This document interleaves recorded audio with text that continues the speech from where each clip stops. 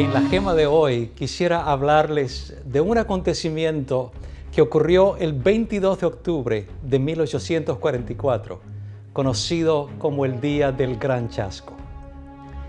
Jesús no vino en 1844 porque el santuario que iba a ser purificado no iba a ser la tierra, no era la tierra, sino el santuario celestial, del que habla, por supuesto, el libro de Hebreos. No obstante, Dios permitió que lo creyeran para obrar un reavivamiento necesario y probar los corazones. A pesar de ese regreso, del regreso de Jesús, que sería la nota tónica del mensaje de Guillermo Miller, no comenzó a predicarlo él en una fecha definida, sino hasta el verano de 1844. En diciembre de 1842 había expresado la creencia de que el Señor vendría entre el 21 de marzo de 1843 y la misma fecha de 1844. Según los cálculos, los 2300 días de Daniel 8:14 terminarían al fin del año judío de 1843, o que sería el 21 de marzo de 1844. Todas las congregaciones religiosas del país suponían que el día del juicio se establecería mediante la segunda venida de Jesús. Era natural, por lo tanto, que los adventistas supusieran que el Señor volvería al fin de aquel periodo profético. Pero pasó el mes de marzo de 1844 y Jesús no vino. Entonces los creyentes que no estaban del todo consagrados al mensaje se pusieron en contra de él. Hicieron todo lo posible para estorbar a los que se aferraban a la doctrina de la pronta venida del Señor y del mensaje de la hora del juicio. De esta manera dijeron en su corazón: mi Señor se tarda en venir. Con todo, muchos de los creyentes adventistas no renunciaron a su fe. Reconocieron francamente que se había cometido un error, pero hicieron notar que en la parábola de las 10 vírgenes se daba a entender que habría un periodo de tardanza. Estudiaron diligentemente y oraron fervorosamente en busca de mayor luz.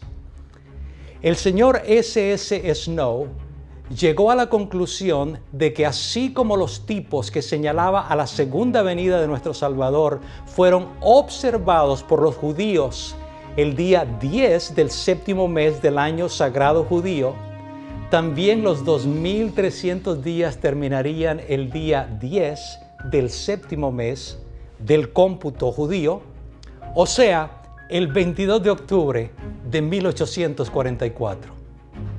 Entonces, ¿cómo habían llegado a ese periodo de tardanza? Cometieron el error de contar los 2300 días desde la primavera en vez del otoño. El decreto de restaurar y reconstruir a Jerusalén fue dado primeramente por Ciro, luego fue renovado por Darío y terminado por Artajerjes Longímano en el séptimo año de su reinado. Entró en vigor en el otoño del año 457 a.C. Por consiguiente, los creyentes adventistas señalaron que el 22 de octubre de 1844 como el día definido que Jesús debía venir. En la primavera, algunos de los creyentes estuvieron tan convencidos de que el Señor vendría antes del invierno que no sembraron sus campos. Algunos de los que sembraron y plantaron estaban tan seguros de que Jesús volvería ese otoño que no cegaron sus mieses.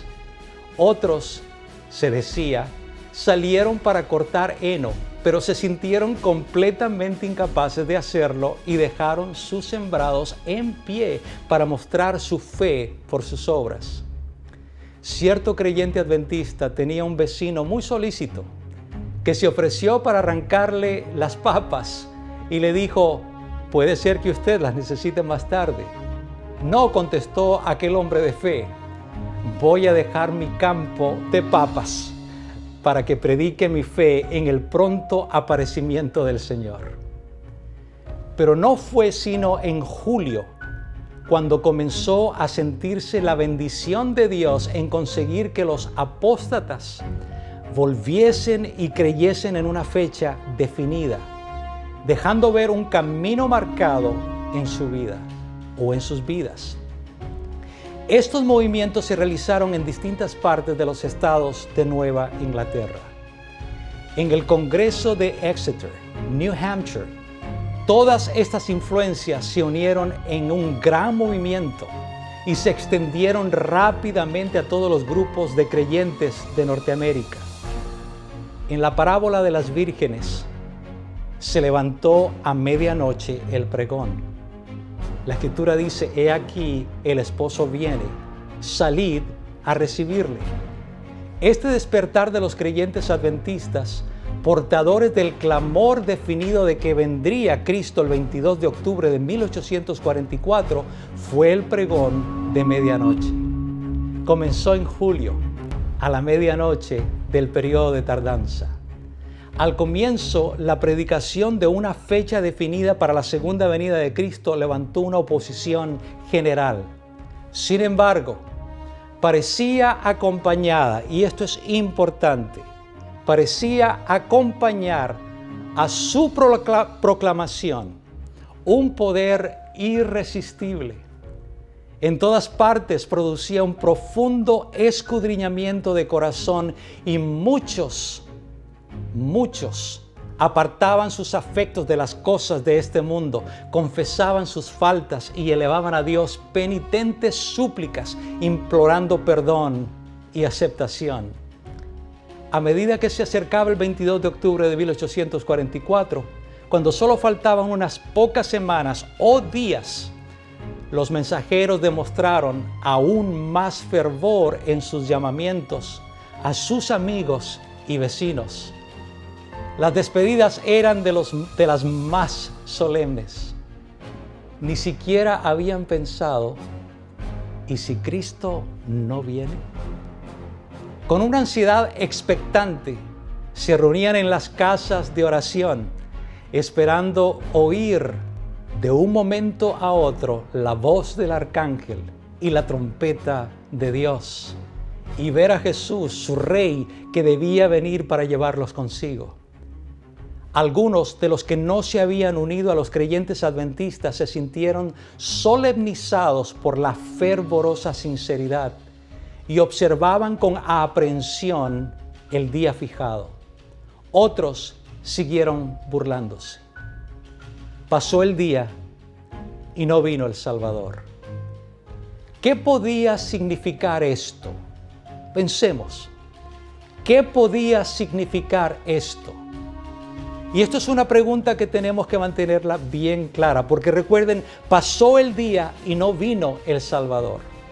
Ahora, ciertamente el Padre Celestial debe haber mirado con ternura y amor a sus acongojados hijos, pero ellos sabían en quién habían creído y podían decir con Job: aunque me mate, en él confiaré.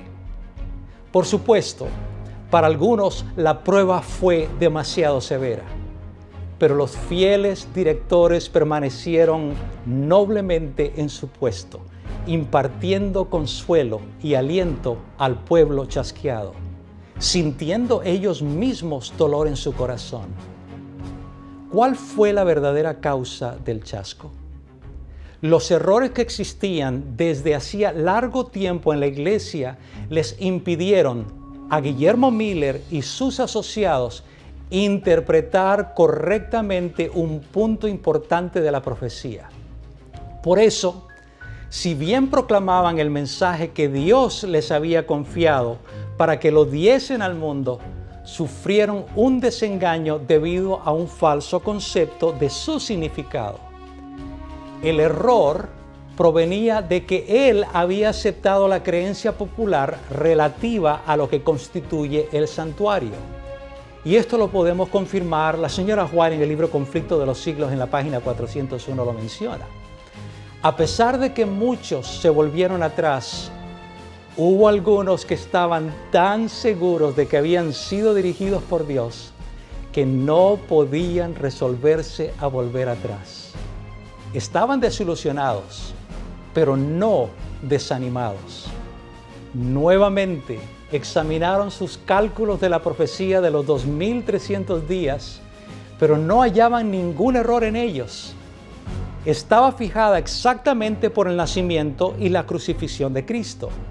El tiempo estaba correctamente calculado y la palabra de Dios no podía fallar. Se presentó entonces la pregunta, ¿qué es el santuario? El primero en obtener luz sobre el asunto fue Irán Edson, del oeste de Nueva York. La mañana que consiguió, o que siguió más bien, al 22 de octubre de 1844, él estaba pidiendo luz a Dios, cuando le vino como un relámpago el pensamiento de que el santuario del periodo de los 2300 días era el santuario celestial. Luego se detuvo en la casa de Irán Edson, cuando ahí todo se descubrió, cuando vino este sentimiento. En la casa de él hubo una reunión que resultó ser una gran bendición, pues animó los corazones y unió los esfuerzos. Pero, ¿qué significa la purificación del santuario? Nuevamente se dirigieron a la Biblia, especialmente a la Epístola de los Hebreos. Y también este punto se les esclareció. ¿No había sentado Dios claramente que los ritos judíos del santuario terrenal eran tipos de los del celestial? Una pregunta importante. Ahora, comprendían entonces que al volver Jesús al cielo, fue constituido sumo pontífice nuestro. Había estado ministrando en el primer departamento, pero ahora, según Daniel 8:14, al terminar los 2300 días en 1844, nuestro sumo pontífice había entrado en el lugar santísimo para purificar el santuario. Los que habían proclamado la purificación del santuario para 1844 habían dado el debido mensaje a su debido tiempo, pero estaban equivocados en cuanto al acontecimiento que se realizaría entonces. Dios había permitido que su pueblo fuese puesto a prueba tocante a la cuestión de un tiempo fijo, a fin de que fuese revelado lo que había en sus corazones. Había sido el propósito de Dios esconder el futuro y traer a su pueblo al punto de la decisión. Si no se hubiese predicado un tiempo definido para la venida de Cristo, no se hubiera llevado a cabo la obra que Dios había señalado que se hiciese. Early Writings, en la página 246, explica esto bien claro. Hubo muchos entre los primeros creyentes adventistas que siguieron sosteniendo que debía haber algún error en el cómputo de la profecía de los 2300 días. Quizá, después de todo, los 2300 días no habían terminado en 1844. Estos fijaron aún otras fechas para la venida de Cristo. Y con el tiempo se dividieron en distintos grupos, dando énfasis, sin embargo, cada uno de ellos a la enseñanza bíblica respecto a la próxima venida del Salvador.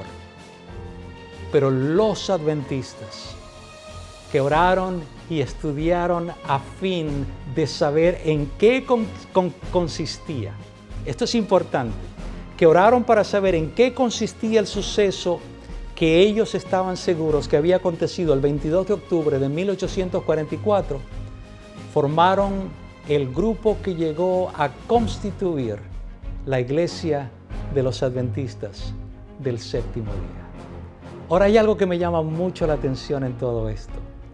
Y fue como Dios respondió siempre que su pueblo estuvo orando, investigando. Y ojalá que cada uno de nosotros podamos continuar haciendo lo mismo, orando, investigando, unidos, hasta que nuestro Señor, ahora sí, en su segunda venida, venga a llevarnos con Él para estar por los siglos de los siglos a su lado.